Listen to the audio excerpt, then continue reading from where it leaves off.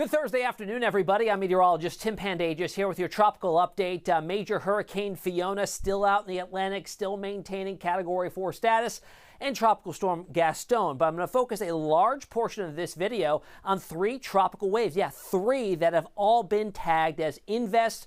Most importantly and of highest priority is going to be 98L that has now moved into the Caribbean. Today is September the 22nd. 2022. So what's changed since we last spoke yesterday afternoon? Where Fiona has sped up. It's now moving faster to the north towards Bermuda, and later on in the week into the weekend, impacting Atlantic Canada. There are 2 more tropical waves that have been tagged as invests. 90 and 99 joining up with 98L. That, of course, will possibly become our next named storm with the highest development odds right now. And also the hurricane hunters, the U.S. Air Force hurricane hunters flew into 98L yesterday, got some recon data, and that data is now being used in computer models to try to get a better sense of the atmospheric conditions that lay out ahead of it as it pushes to the west-northwest. And the odds for developing 98L have now just been increased to 80% within the next 2 days, still remains at 90% or likely within the next 5. Here's a broad look at the overall basin. Fiona, Gaston, we've got 90L, 99, and 98L here down in the Caribbean now. So just a refresher on the names. We've used 7, a third of the list so far. Up next is Hermine, Ian, and Julia with our 3 waves that are currently out there in the tropical Atlantic. Let's start off briefly with Fiona, still a Category 4, 130 mile per hour winds. It has maintained Category 4 status now for over 24 hours. 130 mile per hour winds, sustained pressure right around 936 millibars, and it is beginning to get pulled, sensing that trough off to the north and pulling it faster to the north. That's reflected in its faster forward motion. Yesterday it was moving at half of this speed, now racing at 16 miles per hour. There is Bermuda right there, likely going to be seeing impacts here in the short term, which is why hurricane warnings have been established for the island there. Plenty of warm water still to work with for at least the next 2 to 3 days, likely keeping it still as a major hurricane as it passes close or over 40 degrees north latitude. Very unusual to get a major hurricane that far north, but it's looking like Fiona will do it. Here's the forecast track from the Hurricane Center as of 1 o'clock this afternoon. There is Bermuda, hurricane warnings up as a Category 3 storm passes by just to the north and west. Likely going to miss a landfall, which is almost certain, which is great news, but still going to be dealing with at least Category 2 force wind speeds. Then it builds north. Here's 40 degrees north. Category 3 major hurricane north of that. Unusual, 120 mile per hour winds, and then slamming into Nova Scotia, Cape Breton, St. John's, Newfoundland, Labrador, bring a large wind field as it transitions to an extratropical cyclone where it gets its energy from, differs from where it would in the tropical Atlantic, and then eventually makes its way all the way into the Arctic Circle. All right, look at this wind field as we look at Fiona here tracking towards Bermuda. That yellow shading is going to be Category 1 strength winds, anywhere from 74 to 95 miles per hour, certainly can cause damage. And there is that swath that could get the western part of the island there at Category 2 winds that could surpass 100 miles per hour. And then as it builds north, notice the wind field does expand as it gains latitude. Tropical storm force winds could make it all the way into Maine, Nova Scotia, St. John's, Labrador, Newfoundland there. And look at the Category 2 winds pushing onshore that far to the north. And then eventually it begins to dissipate just a little bit by early in the weekend on Saturday into Sunday. Let's jump over to Gaston now, a tropical storm. Not a very impactful one. However, it's not going to impact no one. It will be impacting the Azores Islands here with its forecast track going forward. But look at it on visible. It's a high-end tropical storm, 65 mile an hour winds. I would not be surprised if this jumps to hurricane status briefly, as it makes kind of a weird track pattern here. It moves to the east and then drops to the south towards the Azores, 50 mile per hour winds, maybe 60 mile per hour winds, and then drifts back to the west, southwest, into the open Atlantic where it dissipates. So tropical storm warnings are up for the Azores there for the imminent impacts of tropical storm force conditions here. Now, we talked about Fiona, we talked about Gaston. Now let's get into the tropical waves, mostly 98L. 90% development odds here within 5 days, but as I mentioned earlier, the odds for the short term have been increased to 80%. So likelihood here Here's its presentation on infrared satellite imagery. It does not look all that much better than it did at this time yesterday. However, when we switch things up, and I'll show you in a second, it's looking a little bit better on visible satellite. Now, it's almost mirroring another storm system that occurred earlier this very same season. That was Bonnie. Remember, as we tracked that through the southern Caribbean, it was a low rider as well, low latitude, around 10 degrees latitude, and then tracked pretty much right along the northern coast of South America. It struggled to develop, and then eventually did as it moved into Nicaragua and Honduras. However, this time around with 98L, the overall conditions are significantly different and significantly more conducive for it to develop. And I'm going to walk you through that in just a second, but just look at how similar those two tracks are up until now. And it's a low riding system, and it's an area that's not a very frequented path by storms. And an area within 50 miles of its current location, these are all the storms on record that have passed through that area. Not many. 8, 3 Category 3s developed at some point in their lifetime to a Category 3, 4 Category 2s, and 1 tropical storm. That was Bonnie that moved through earlier this season. All right, here's visible satellite imagery.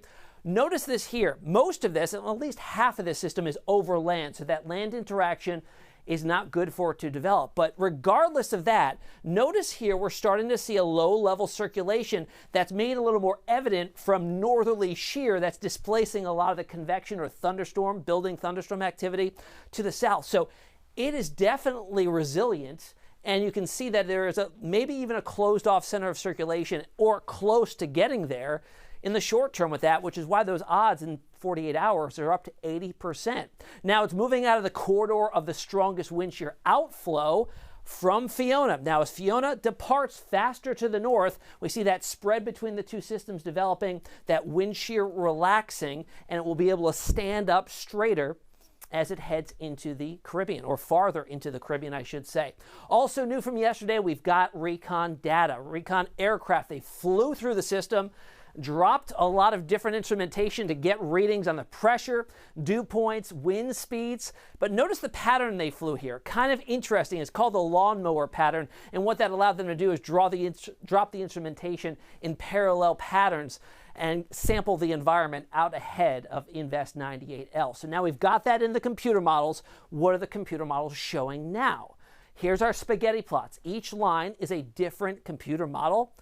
Notice the spread here. Still a gigantic question mark of where it goes. What the models are hinting at, or have a strong signal at pointing to, is it developing in the Caribbean. But once it develops, where it goes, still a big question mark. From Honduras all the way up into the Bahamas, Nassau, Bahamas area, over Cuba, into Florida, into the Gulf of Mexico.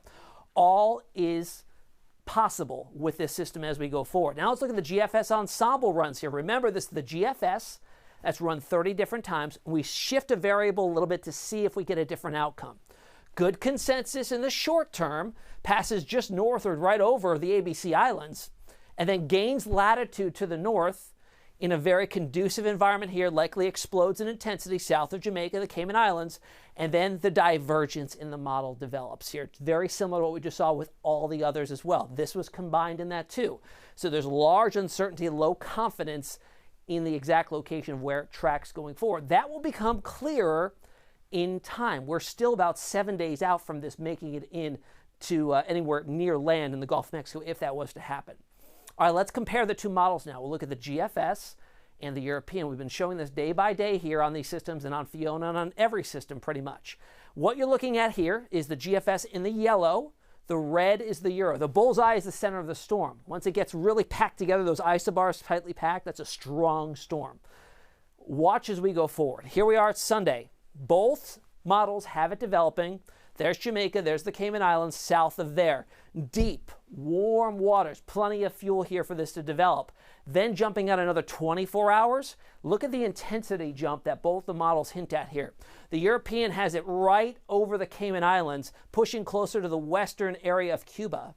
GFS is slightly farther to the west, similar intensity-wise though. Then we get to Monday and Tuesday. The European lifts it right over western Cuba. GFS threads that area of water between Cuba and the Yucatan, staying over open water. Very strong system at that point as well. And lifting north, both models have it shifting and kind of favoring more of a Florida potential track here, the northern Florida coast, Big Bend area. It has been wavering east and west, and it will continue to do so. But just to show you here that these two model runs, at least, do tend to favor that. So we'll have to watch that carefully. It could easily shift farther to the west. It could shift farther to the east as well. We have to watch it. Things are still very, very fluid. So what does this mean for you watching? Well, basically, if you live anywhere along the Gulf Coast in the United States, down to Mexico, Central America, Cuba, Cayman Islands, over to Jamaica, the Bahamas, monitor the forecast here, because you can see from the spread of these computer models, it can go through any of these areas. So why the confusion in where this may end up, or why the uncertainty, I should say? Well, it all has to do with what's currently going on over Texas and over the middle parts of the Atlantic Ocean. A big dome of high pressure was in place over Texas. That's forecast to push to the west. That will allow a dip or a weakness in the overall jet stream, in the ridge, to develop. And that weakness will have a cold front along it. That cold front will act to capture 98L and start to pull it to the north. A stronger 98L will be able to sense this sooner and turn it north a little earlier. If it's a little bit weaker, it stays west longer. We had the same scenario play out for Fiona, just it took place over the Atlantic, a little bit farther to the east there. So that's what's going to be a main player, a big piece of the puzzle going forward from here. So here's what we know. It looks likely that 98L develops in our next named storm. Now, that's either going to be Hermine or Ian. Why I say that is because we've got two other waves out there that can easily jump to that status of a named storm pretty much in the short term. The overall dynamics and the environmental conditions could warrant that, especially the one about to come off the coast of Africa. Now, we do know that the track is going to turn north. That jet stream pattern has been consistent with the model runs. Just where it turns north is the big question, and it'll likely be picked up by that dip in the jet stream like I mentioned. So what don't we know? How strong the storm is and how far west it gets before it takes that turn to the north. So big questions that still need to be answered. It's got ample energy to work with, though. Plenty of fuel. Warm waters fuel tropical systems. And the Caribbean has some of the warmest waters in the entire Atlantic basin. And not only is that warm water on the skin of the ocean, it is some of the warmest, deepest water in the entire basin, too, especially when you get out towards to the west, southwest of Jamaica and the Cayman Islands. Some of this water extends down over 100 meters, that warm water suitable for tropical growth and development. So if it makes it over this area, intensification is likely. So that's the latest for you there on everything going on in the Atlantic Basin. We'll have another update for you later today. But until next time, until tomorrow, you can find me on social media, Twitter, Instagram, Facebook, and I'm also on TikTok at TimTalkWeather. We'll see you tomorrow.